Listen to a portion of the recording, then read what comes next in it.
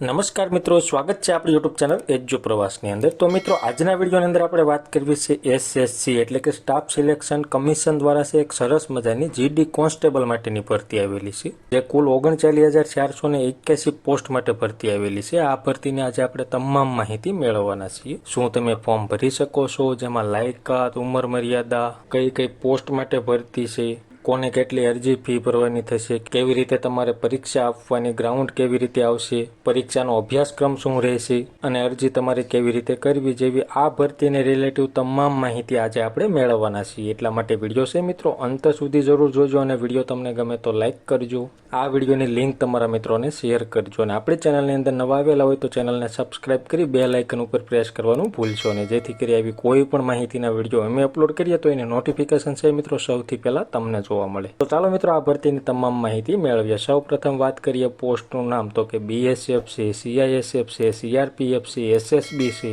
ITBP છે, Assam rifle છે, એસએસએફ છે અને એનસીબી છે। આ તમામ પોસ્ટ માટે સરસ મજાની ભરતી આપેલી છે, જેમાં આપણે વાત કરીએ પોસ્ટ મુજબ જગ્યા, અહીંયા કોડ પણ બતાવેલા છે, એ કોડ તમારે સિલેક્ટ કરવાના થશે। જે તમારી પસંદગીનો કોડ હોય એ તમારે સૌપ્રથમ સિલેક્ટ કરવાનો, ત્યારબાદ ક્રમશઃ તમારે કોડ સિલેક્ટ કરવાના થશે ફોર્મ ભરતી વખતે। આપણે જોઈએ કુલ જગ્યા, તો કે બીએસએફની અંદર છે 15,654 જેટલી જગ્યા છે, જેમાં મેલ અને ફિમેલ ઉમેદવારોની કેટેગરી વાઇઝ જગ્યા અહીંયા બતાવેલી છે, એ તમારે જોવાની રહેશે। આપણે કુલ જગ્યા વિશે વાત કરીએ, સીઆઈએસએફની અંદર છે 7,145 જેટલી જગ્યા છે, સીઆરપીએફની અંદર 11,541 જેટલી જગ્યા છે, એસએસબીની અંદર 819 જેટલી જગ્યા છે, આઈટીબીપીની અંદર છે 3,017 જેટલી જગ્યા છે, આસામ રાઇફલની અંદર 1,248 જેટલી જગ્યા છે, એસએસએફની અંદર 35 જેટલી જગ્યા છે અને એનસીબીની અંદર 22 જેટલી જગ્યા છે। આવી રીતે કુલ છે મિત્રો 39,481 કુલ જગ્યા રહી છે, જેમાં વાત મેં ધોરણ 10 પાસ કરેલું હોય છે તો તમે આ પોસ્ટ માટે અરજી કરી શકશો।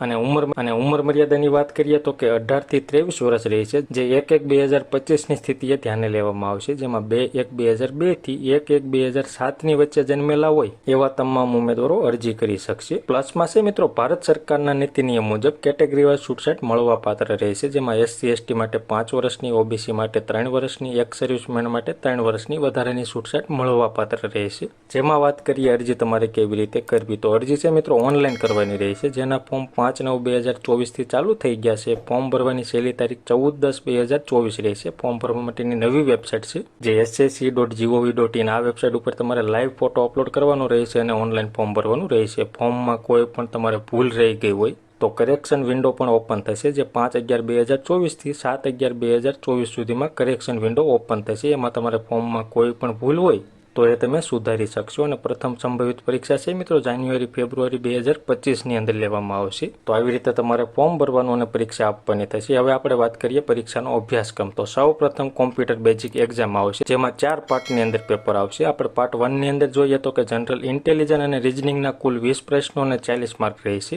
અને જનરલ નોલેજ અને જનરલ અવેરનેસના 20 પ્રશ્નો અને 40 માર્ક રહેશે। અને પાર્ટ સી ની અંદર છે એલિમેન્ટરી મેથેમેટિક આવશે, જેના પણ 20 પ્રશ્નો અને 40 માર્ક રહેશે, અને પાર્ટ ડી ની અંદર ઇંગ્લિશ અને હિન્દી આવશે, જેના પણ 20 પ્રશ્નો અને 40 માર્ક રહેશે। આવી રીતે કુલ 80 પ્રશ્નો આવશે અને 160 માર્ક રહેશે। પરીક્ષાનો સમય છે મિત્રો 60 મિનિટ તમને આપવામાં આવશે। ત્યારબાદ તમારી શારીરિક પરીક્ષા આવશે, એટલે કે ફિઝિકલ ટેસ્ટ આવશે, જેમાં પુરુષ ઉમેદવારોને ઊંચાઈ 170 સેન્ટીમીટર હોવી જોઈએ અને મહિલા ઉમેદવારોને ઊંચાઈ 157 સેન્ટીમીટર હોવી જોઈએ। ફક્ત પુરુષ ઉમેદવારોને છાતી છે ફૂલાવ્યા વગરની 80 સેન્ટીમીટર હોવી જોઈએ અને 5 સેન્ટીમીટર ફૂલાવાની ક્ષમતા હોવી જોઈએ। જેમાં રનિંગ જોઈએ તો કે 5 કિલોમીટર રનિંગ મેલ ઉમેદવારોને 24 મિનિટની અંદર પૂર્ણ કરવાનું રહેશે, અને 1.6 કિમી રનિંગ છે મિત્રો ફિમેલ એટલે કે મહિલા ઉમેદવારોને 8.5 મિનિટની અંદર પૂર્ણ કરવાનું રહેશે। ત્યારબાદ છે મિત્રો 1.6 કિમી 6 મિનિટની અંદર પુરુષ ઉમેદવારોએ પૂર્ણ કરવાનું રહેશે, અને 800 મીટર 4 મિનિટની અંદર મહિલા ઉમેદવારોએ પૂર્ણ કરવાનું રહેશે। તો આ રીતે છે મિત્રો તમારું શારીરિક પરીક્ષાનું આયોજન કરવામાં આવશે। આપણે આગળ જોઈએ તો કે ગુજરાતની અંદર પરીક્ષા સેન્ટર કયા કયા રહેશે, તો કે અમદાવાદ છે, ગાંધીનગર છે, મહેસાણા છે, રાજકોટ, સુરત અને વડોદરા। આવી રીતે કુલ 6 સેન્ટરો છે, એમાંથી ફોર્મ ભરતી વખતે તમારે કોઈ પણ 3 સેન્ટર સિલેક્ટ કરવાના રહેશે, અને એમાંથી કોઈ પણ એક સેન્ટરની અંદર કોલ લેટર નીકળે ત્યારે તમારે પરીક્ષા આપવાની થશે। અને મિત્રો પગાર ધોરણની વાત કરીએ તો કે લેવલ 1 મુજબ છે 18,000 થી 56,900 રૂપિયા તમને મહિનાનો પગાર આપવામાં આવશે, અને એનસીબી માટે છે મિત્રો લેવલ 3 મુજબ 21,700 થી 69,100 રૂપિયા તમને મહિનાનો પગાર આપવામાં આવશે। જેમાં આગળ જોઈએ પરીક્ષા ફીની, તો કે ઓબીસી, ઈડબ્લ્યુએસ અને જનરલ કેટેગરીના ઉમેદવાર હોય અને 100 રૂપિયા ફી ભરવાની રહેશે. બાકી એસસી, એસટી,